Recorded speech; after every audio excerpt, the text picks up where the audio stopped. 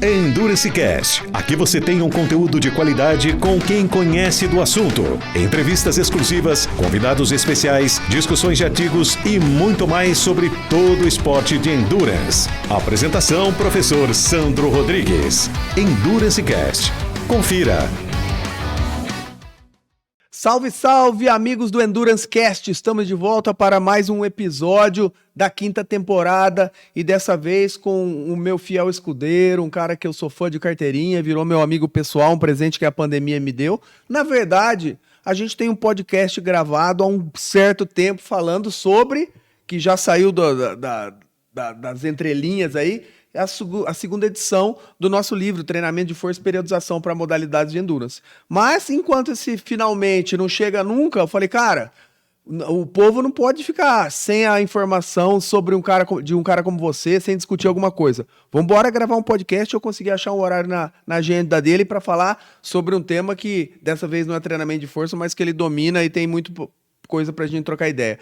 Seja muito bem-vindo, meu amigo, professor Dr. Charles Lopes. Vamos falar sobre um assunto diferente, meu irmão, hoje? Opa, vamos lá. Primeiro, obrigado mais uma vez, professor Sandro, amigo.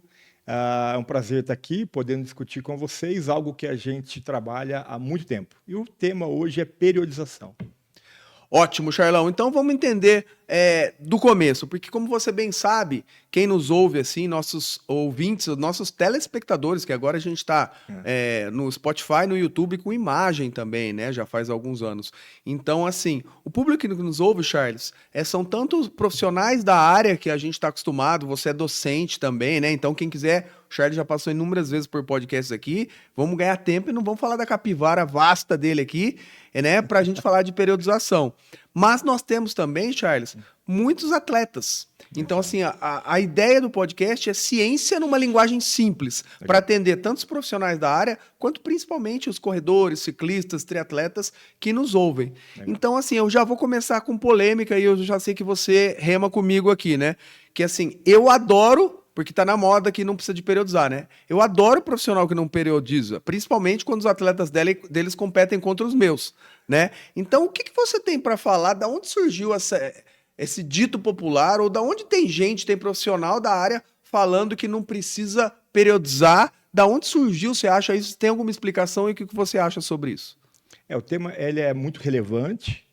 A periodização, é importante nós entendermos da onde ela data, né? A periodização, falam que ela começou na década de 50. Isso não é verdade. O treinamento periodizado ele começou no início do século XX, né? Muito antes do professor Matveev ter sistematizado, né? E é importante entender o conceito de periodização. Acho que isso é muito importante, né? Para quem treina, para quem é treinador. Para quem é treinador já sabe, né? O que é periodizar? Periodizar nada mais é do que organizar, planejar e estruturar o treinamento. Então, primeira coisa significa planejar, né? Dividindo em fases, períodos.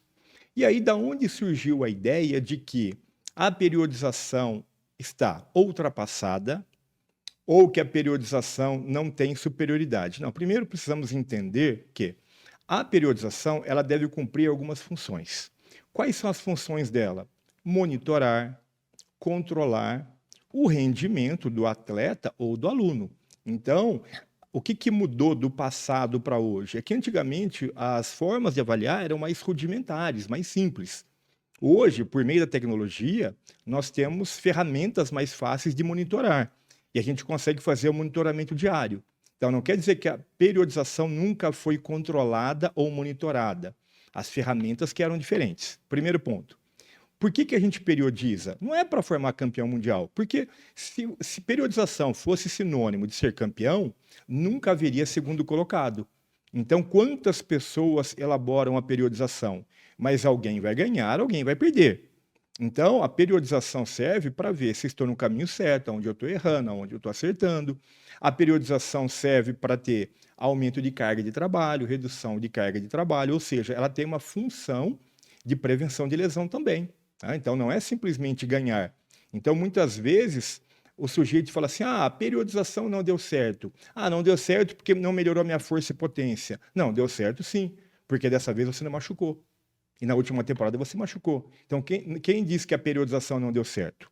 E aí, qual é o modus operandi de falar que a periodização está ultrapassada? Em primeiro lugar, né? Vamos imaginar que eu estou trabalhando com uma equipe de futebol, uma equipe de futsal, uma equipe de basquetebol. Aí eu chego e falo assim, olha, Sandro, a sua equipe vai periodizar e a outra não. Você concorda que é uma falta de respeito eu chegar para uma equipe e falar, você vai periodizar e a outra não? Porque imagina só, o atleta ele precisa ter rendimento, ele precisa melhorar. Então é uma falta de respeito eu pegar duas equipes e falar, uma periodiza, a outra não. Tá? O professor Michel Stone já vem batendo nessa tecla. Né? Então, muitas vezes a gente vê os jovens que nunca periodizaram na vida falar assim, não, periodização não é superior a não periodizado. Mas, lógico, o que eles estão fazendo? Eles estão pegando estudos que pegam gente que era não treinada, sedentário, aí botou o cara sedentário para fazer o trabalho de força e colocou o outro sedentário para fazer o trabalho periodizado. Desculpa o termo que eu vou usar. O cara está tão ruim que qualquer coisa vai dar certo, periodizar ou não.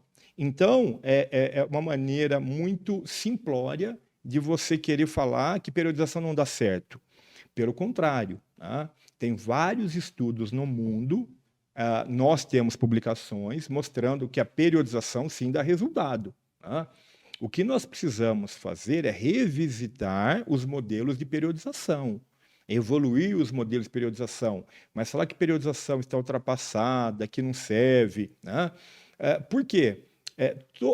Se você pegar os principais atletas que ganharam Mundial, Olimpíada, né, que fizeram excelentes resultados, todos eles foram trabalhos periodizados na natação, no ciclismo, na corrida, no triatlon. Cada um utiliza um modelo. Só que os treinadores, principalmente como a periodização surgiu na União Soviética, eles não estavam preocupados em periodizar para publicar, para ter em vista fator de impacto. Eles não estavam preocupados em treinar os atletas, gerar uma publicação para conseguir um patrocínio. Não. Na verdade, a estatal é que bancava. Então, se você perguntar para os maiores treinadores do mundo, você periodiza? Sim. Você periodizou? Sim. Você estava preocupado em publicar seus dados? Não. Então, não quer dizer que a periodização está ultrapassada. É que simplesmente você periodiza não para publicar, você periodiza para organizar seu treino, para sistematizar seu treino, entender para onde você está indo e reduzir o risco de lesão. Para saber, olha, aonde eu acertei no último planejamento, aonde eu errei. Eu costumo dizer que a primeira periodização com aluno-atleta nunca vai ser a melhor. Vamos supor que eu vou treinar o Sandro. Por mais que eu tenha 30 anos de experiência, a minha primeira periodização com o Sandro não vai ser a melhor. Não é porque eu não sei dar treino, é porque eu não conheço o Sandro. Agora, imagina se eu passo uma temporada, 2, 3, 4, 5 com o Sandro, eu vou ter um banco de dados, eu vou entender tanto sobre o Sandro, que eu vou começar a refinar cada vez mais. Eu vou chegar e falar, Sandro, olha como foi a primeira periodização, olha como foi a quinta. E o meu objetivo não era publicar aqueles dados, era ver a evolução do Sandro, ajustar qual é o melhor modelo de planejamento. Então, eu tenho visto isso, né? Pessoas publicando trabalhos com não atletas, com sedentários, e querendo afirmar que o modelo periodizado não é superior ao modelo não periodizado. O que eles poderiam ter, pelo menos, um pouquinho de sinceridade ou lucidez acadêmica, era falar, olha, é o seguinte, quando estamos trabalhando com o público não treinado ou pouco treinado, não há necessidade de sistematizar de uma maneira periodizada. Por quê? Porque ele está passando por adaptações metabólicas, adaptações neurais, e ele vai ter melhorias. Ok. E aí depois a gente melhora. Mesmo que, dentro desse contexto, acho que nós concordamos que resultados é diferente também de risco de lesão. Exato. Então, assim, não é porque não teve lesão que o risco não foi aumentado quando você não deixa esmo, né, Charles? Tem esse contexto também, como você falou. Perfeito. E já dando sequência no nosso papo, Charles, obviamente que existem modelos de escolas de periodização, né? Então, como diria Dada Maravilha, não existe gol feio. Feio é não fazer gol, né? Então, feio é não periodizar. Mas, assim, de uma maneira geral, discorre pra gente como são divididos os períodos dentro do macro de uma periodização, né? Que tem o macrociclo, mesociclo e microciclo, e tem também os modelos de periodização, que é os períodos base, específico, competitivo. todo esse nome que às vezes tem gente que bagunça e se perde dentro deles. Dá uma resumida pra gente. Legal, muito boa pergunta, Sandro. Então, vamos tentar simplificar, né, para o nosso público aqui. A periodização ela é dividida em ciclos ou períodos. No linguajar mais do dia a dia, né, o atleta fala assim, estou no período de base. Na verdade, ele está num período preparatório, que linguajar mais vulgar a gente fala base. Esse período preparatório ele vai ser dividido em fases, fase geral e fase específica, que os conteúdos de treino, as cargas de treino são diferentes, né? Depois que você passa pelo período preparatório dividido em fase geral e específica, você vai para o famoso polimento, ou taper, ou pré-competitivo. Para quem é mais old school, como eu e o Sandro, tá? Quem é mais old school falava pré-competitivo. Aí, né, nas modalidades de endurance, é muito comum o termo que se utiliza polimento. Na natação, no ciclismo, na corrida e no triatlo, né, que está totalmente correto, né, polimento. Né? Tem até o cara que mais publica disso, Mujica, né? Ele tem um livro dele falando sobre polimento nos esportes. Né? Então, no polimento, né, ou pré-competitivo, ou do inglês taper, né, você tem uma redução da carga de treino, então você reduz o volume de treino. Então, para você que nada, corre e pedala, você reduz o volume de treino e deixa as cargas de treino o mais próximas possíveis da realidade da competição. Tá? Então, você começa a fazer um pace mais próximo do que você está fazendo. Então, é legal você treinar, por exemplo, se você treinar sozinho, treinar em dupla, trio, grupo, no pace que você quer competir, em determinados dias da semana. Né? E aí, o que se estuda muito, né, Sandro, é a duração do taper, do polimento. Né? Então, tem polimento de 7 dias, 14 dias, 21 dias, 28 dias. E para cada modalidade tem a sua particularidade, o polimento. Né? E depois você tem o período competitivo, que o próprio nome já diz. Ele compreende o momento da competição, onde você reduz a carga de treino, né, e deixa o treino mais próximo possível da competição e priorizando muito a recuperação. Aí você fala, tá bom, mas qual que é a diferença do polimento para o competitivo? O polimento não tem a competição principal. A competitiva tem a competição principal. E após a competição, o que o seu corpo precisa? O que a sua cabeça precisa? Descanso, recuperação. Que muitos não querem respeitar, né, Sandro? Então, com certeza o Sandro deve ter alguns atletas e alunos que a hora que acaba de competir, o cara está com a dopamina tão alta, tanta felicidade, e deve chegar para o Sandro e falar assim, quando é minha próxima prova? Quando que eu volto a treinar? Não é assim? É isso aí. Né? E aí o Sandro vai lá, tem que, opa, calma aí. Você fadigou do ponto de vista nervoso, metabólico, seus tecidos, tendões, ligamentos, sistema imune precisam o quê? Da palavra mágica, recuperação. Então, após o período competitivo, nós temos o período recuperativo, né? Que o nome se dá para isso por período transitório ou período de transição, né? Que isso depende da prova que a pessoa faz. Né? Se eu vou fazer uma prova de 5, 10K, eu tenho um nível de estresse. Se eu vou fazer uma maratona, eu tenho outro nível de estresse. Então, o que vai depender da duração do período transitório é a característica da prova que você vai competir e o seu lado de treinamento. Então, em linhas gerais, esses seriam os períodos que compõem uma periodização. Nada como unir o útil ao agradável, né? A gente pega um cientista de mão cheia e um professor com uma didática esplendorosa. Acho que vocês estão delirando, fica muito fácil.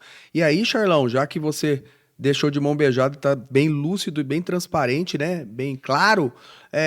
Basicamente, as variáveis que nós temos que manipular nesse calendário de periodização, que você falou que tem os ciclos e tal, basicamente essa periodização é montada em cima das capacidades, das valências físicas e dos sistemas energéticos. Eu falo sem dó, porque assim, a gente nem conversa das coisas, mas é tanta empatia. Então, explica um pouquinho o que é valência e se eu não falei besteira, e se vias energéticas e capacidades físicas, se ali está a parte fundamental mesmo que você vai organizar as cargas de treino, é isso? Perfeito. Nada melhor que estar na frente de um treinador, professor que tem larga experiência. Né? Uma coisa que eu vejo que o Sandro faz muito legal, né? O Sandro ele tem também esse lado de controlar, monitorar, né?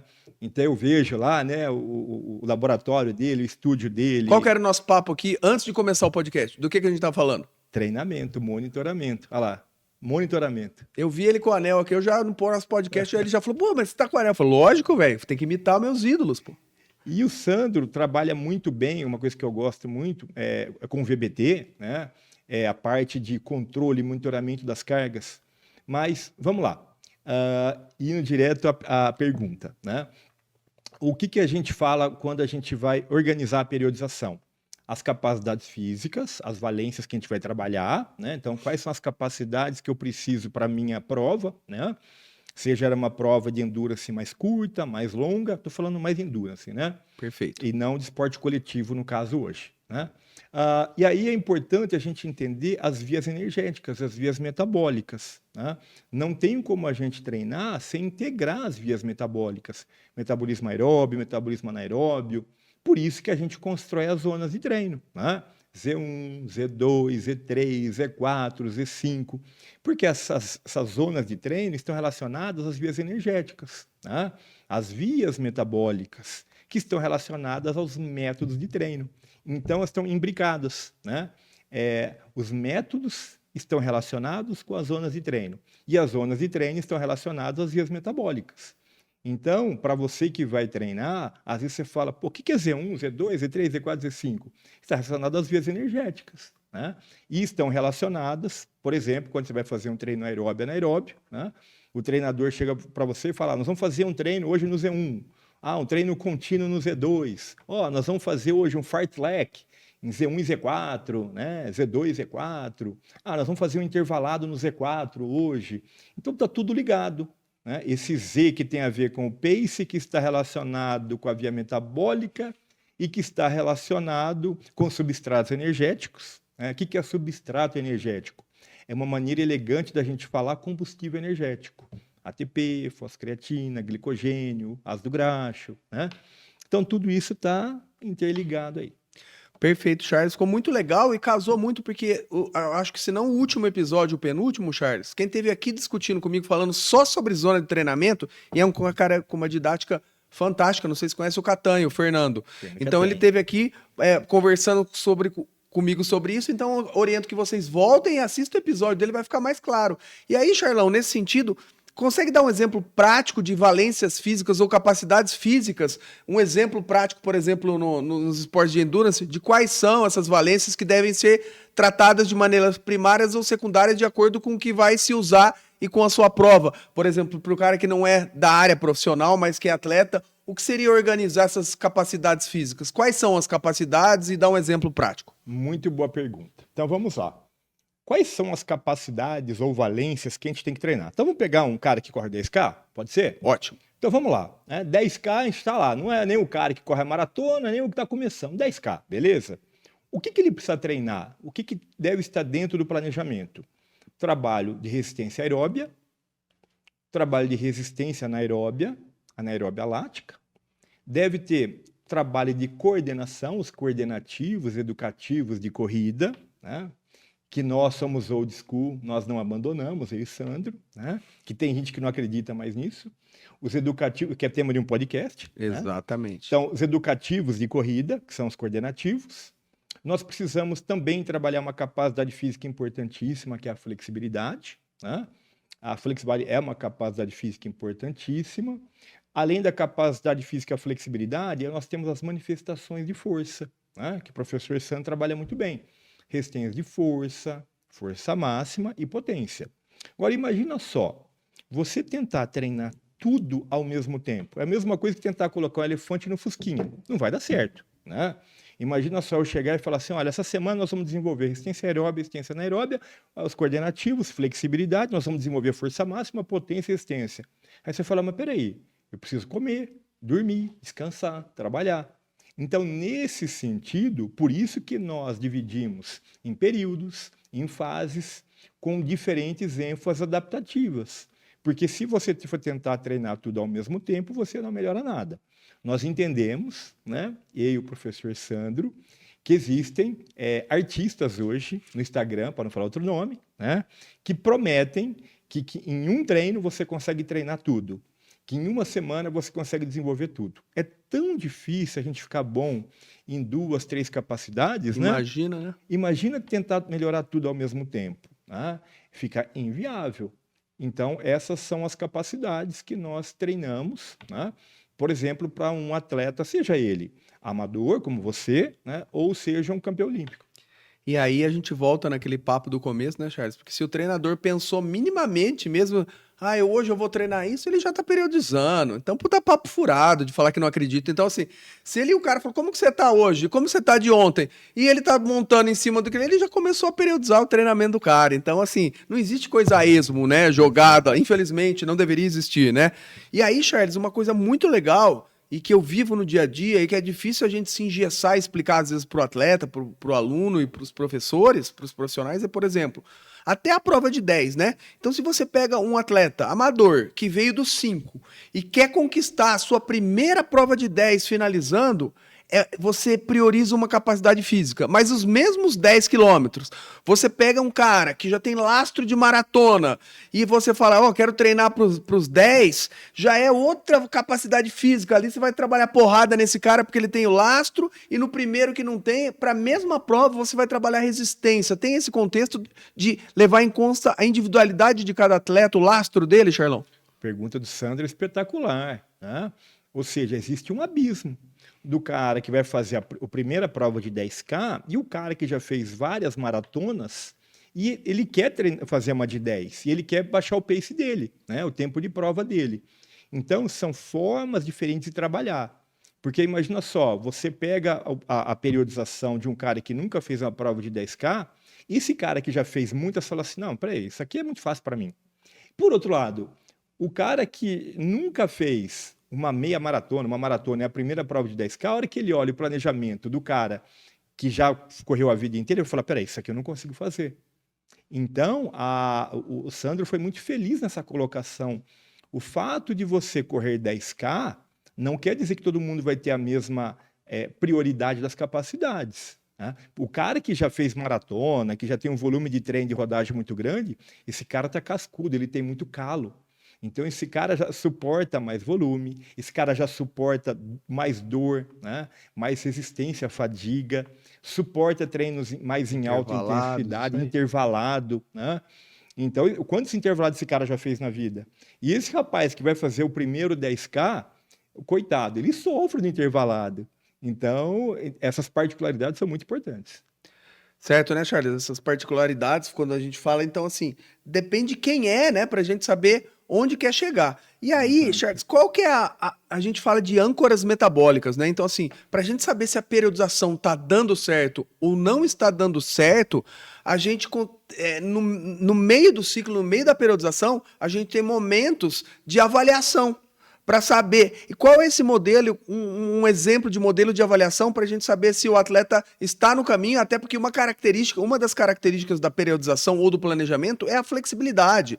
Então tem gente que fala que a gente é a favor da periodização, que é para morrer engessado com uma coisa que você montou há 1 ano atrás e assim tem que seguir aquilo fidedignamente. Não, tudo isso depende de um controle, da avaliação das âncoras metabólicas, que a gente pode usar vários modelos de avaliação. Fala um pouco sobre isso para a gente ir caminhando para o final. Legal, legal. Muito importante essa pergunta do Sandro. A gente precisa, ao longo do percurso, estar sempre reavaliando, né? Então, imagina só, vamos imaginar que o seu limiar 1, né, o seu limiar ventilatório, é um pace de 4,20, né? 4,20. Mas será que o seu pace vai ser 4,20 o tempo inteiro, né? Será que ele não vai melhorar? Porque você não treina para estagnar, você treina para melhorar. Então, ao longo do processo, né, da periodização, a gente vai reavaliar para ver se o seu pace mudou, né? Porque se o seu pace muda, a forma de prescrever o treino também muda, né? Vamos supor que não é mais 4,20, foi para 4,15, 4,10, pô, que bom, né? E pode ser que alguma coisa aconteceu que você também não melhorou, né? Talvez o seu pace continue em 4,20. Aí você fala, ai meu Deus, onde foi que eu errei? Mas peraí, talvez o seu pace continue em 4,20, só que seu coração bate menos. Para o mesmo pace, você tem uma economia do miocárdio O meu coração batia a 160, agora para rodar a 420 ele bate a 150. Sinal claro de evolução, né? Evolução, né? Então, ele está ficando mais econômico. Então, o fato da gente não melhorar o pace não quer dizer que outros parâmetros não foram melhorados. E eu vim também de uma geração, né? O Sandro também, que a gente falava assim, tem que ir no laboratório fazer VO2, né? Análise de gases, né? Tem lá que fazer o limiar de lactato. E, né, hoje nós temos modelos mais fidedignos e baratos, que são os time trials, né, para achar suas zonas de treino, por exemplo, né, que é ao longo do processo. Então, você pode ir lá fazer um time trial de 3K, de 5K, de 10K, né? E aí você achar as zonas de treino. Isso é interessante, né? Porque tem um artigo muito legal que mostra assim, como os quenianos e marroquinos treinam e avaliam, né? E aí, quando eu fui ler o artigo, eu falei, nossa, deixa eu ver o teste de VO2 que eles fazem. Sabe o que eles fazem? Time trial. Vai lá, faz um time trial de 5K, 10K, 15K, né? Pega os tempos dos caras, trabalha com percentuais, predição e acabou, né? Agora, uma pergunta que me fizeram essa semana, interessante. Boa. Vamos lá. Eu faço maratona. Então, quer dizer que se eu fizer um time trial de 5, eu posso pegar os dados do time trial de 5 e usar para maratona? De jeito nenhum. Por quê? Porque o ritmo que você vai fazer o 5K é anos-luz diferente do que você vai fazer no ritmo de maratona. Então, eu não posso fazer um time trial de 3K e 5K e usar para treinar para maratona. Esse é um equívoco que as pessoas cometem às vezes, né? Então, existe muito aí na literatura, time trial de 3, 5K, fala, mas calma, o time trial de 3, 5K, ele serve para uma prova de 5K e uma de 10K. 15K você já tem outro pace, meia maratona você tem outro pace, né? Então, esse monitoramento ao longo do processo, né, ele é muito importante, né? Olha que legal, sorte de vocês, a gente tá com o Charles aqui, dá vontade de conversar mais o dia inteiro com ele, mas eu peguei ele pelos cabelos que ele não tem e trouxe pra cá pra gente fazer uma gravaçãozinha de 40 minutos e não vou poder deixar de fazer a saideira, Charlão, já que você passou mel na boca do urso, né, cara? Então, assim, a gente sabe que a gente trabalha com 3 modelos de variáveis, subjetiva, física e biológica. Então, subjetiva, quando a gente fala variável subjetiva, a percepção de esforço. Física, já que a gente está falando de corrida, vamos pensar em pace, velocidade. E biológica, a gente fala de frequência cardíaca, que é a mais comum. Dentro dessas 3 variáveis que cabe ao profissional, na periodização, analisar as 3 e cruzar dados, mas qual você prefere para prescrever para o atleta? A subjetiva, a física ou a biológica e por quê? Manda essa aí. Ele tá querendo me apertar. Pergunta do milhão, hein? Caraca, ele tá me apertando. E eu gosto, né? Vamos lá. Primeiro lugar, eu uso as 3. Tá? É importante, nós viemos de uma geração, né, que era assim, passa o treino e vai lá, faz e não pergunta. A percepção de esforço, ela mostra exatamente a intensidade percebida do aluno ou atleta. E eu não posso negligenciar isso. Que é o que mais interessa, né, Charles? Que é o que mais interessa. Não adianta o número, o papel aceitou qualquer coisa. A gente quer saber o que ele sentiu, né? Perfeito. E será que aquele treino que eu passei foi aquilo que ele sentiu? Eu queria um treino leve. Será que ele sentiu leve? Eu queria um treino pesado. Será que ele sentiu pesado? Então, a percepção de esforço eu não abro mão, né? A frequência cardíaca, ela é legal. O problema é que a frequência cardíaca, ela sofre inúmeras interferências. Se eu estou estressado, se eu estou nervoso, se eu estou feliz, se eu estou irritado. O que eu comi. O que eu comi, o horário do dia, temperatura. É tanta coisa que influencia. Então, se eu vou fazer um treino às 6 da manhã, eu vou ter uma frequência. Se eu for fazer meio-dia embaixo de um baita sol, vai ter outro comportamento. Então, a frequência cardíaca é um parâmetro coadjuvante no processo, que é legal, né? Que a gente pode monitorar, dá para fazer muita coisa com a frequência. Eu gosto mais de monitorar pela frequência do que prescrever. Perfeito. Eu também estou totalmente a favor. Monitorar, mas não prescrever. Porém, eu prefiro, para prescrever, o pace. Para mim é o pace. Eu também. Né? Porque fica mais fácil, né, da pessoa poder... E normalmente, né, Charles, o aluno vai em busca... Mesmo que eu quero fazer um sub qualquer coisa, eu quero ganhar do Zezinho, e não vai ganhar a prova quem o coração bater menos, né? Exato. Vai ganhar quem chegar primeiro. Para chegar primeiro é medido por velocidade. Perfeito, né? O que adianta o meu coração bater menos, só que eu perco? Então, para mim, em primeiro lugar, viria o pace, né? Pode ser por tempo, por minutos por quilômetro ou quilômetros por hora, que muita gente hoje tem GPS, né? Então eu posso falar, você vai rodar para 13 km por hora, vai rodar para 16 por hora. O cara fala, pô, beleza, eu sei que eu vou rodar para 3,40, 3,45. Maravilha, né? E a frequência PSE seriam ferramentas coadjuvantes de monitoramento. E eu iria por esse caminho.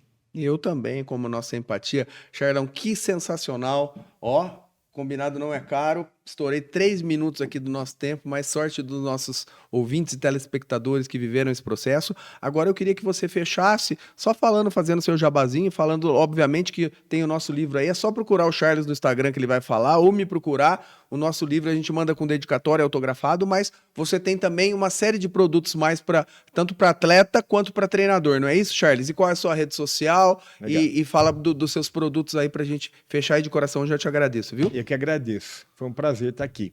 O meu Instagram é Lopes_Charles. Eu estou sempre postando alguma coisa lá sobre treinamento, às vezes polêmico, né? E lá no meu Instagram tem também meus produtos, né? Meus cursos, os livros que nós escrevemos, né? E aí eu tenho a felicidade de ter como parceiro aí na escrita do livro Sandro, né? Não é por nada, mas o nosso livro hoje é uma referência no Brasil, publicado pela editora Manoli, né? Que eu e o Sandro a gente trabalha com isso há muito tempo, e aí o nosso objetivo era traduzir isso, né, num livro, né, para as pessoas que dão treino, né? Que o treinamento de força não é aquela coisa de hipertrofia na academia e que o treinamento de força pode e deve ser aplicado para quem corre, nada, pedala, faz triatlo, né? E numa linguagem bem acessível e com fundamentação científica, né? Então, vocês podem procurar a gente aí para ler o livro. E qual que é a vantagem que nós temos hoje em dia, né? Eu e o Sandro viemos de uma geração paleozoica que você não tinha acesso ao autor do livro, né? E hoje não, né? Hoje, quantas pessoas leem o livro do Sandro e vão lá tirar dúvida com o Sandro no Instagram dele, né? Ou procura o Sandro, ou procura o Charles. Que sonho, né, Charles? Pô, quem dera eu, antigamente, falar assim... Imagina pegar o Matveev e mandar um zap para ele, um direct, pô. O direct, né? Então, vocês são convidados aí a ler a nossa obra publicada pela Manoli. Eu agradeço mais uma vez o convite. E é legal, Charlão, mas aí você tem também uma série de outros assuntos, né? Você também tem livro com o Jonato, um monte de... Então não é só para corredor, né? Você tem muita coisa sobre hipertrofia, sobre emagrecimento, muito produto ali, né? Bastante. Nós publicamos agora o livro de periodização esportiva pela editora Manoli, né? Que saiu mês passado, Esportes Coletivos Individuais. E tem um livro dois livros que são xodós também, que é o Musculação Estratégica, né? Que a gente fala muito de prevenção de lesão em várias articulações, né? Eu tomo cuidado de falar a palavra prevenção de lesão, eu gostaria de falar a palavra redução do risco, né? Porque pode ser que eu reduza o risco, mas eu acabe machucando, né? Que eu, professor Felipe Beloso, né? E o livro que foi publicado também pelo professor Paulo Marchetti e eu, né, que é professor da Universidade da Califórnia, que chama Treinamento Personalizado do Iniciante ao Avançado. Essas foram as últimas obras aí. Tá bom ou quer mais, pessoal? É isso aí. Até a próxima. Obrigado, meu irmão. Tamo junto. Tamo junto aí.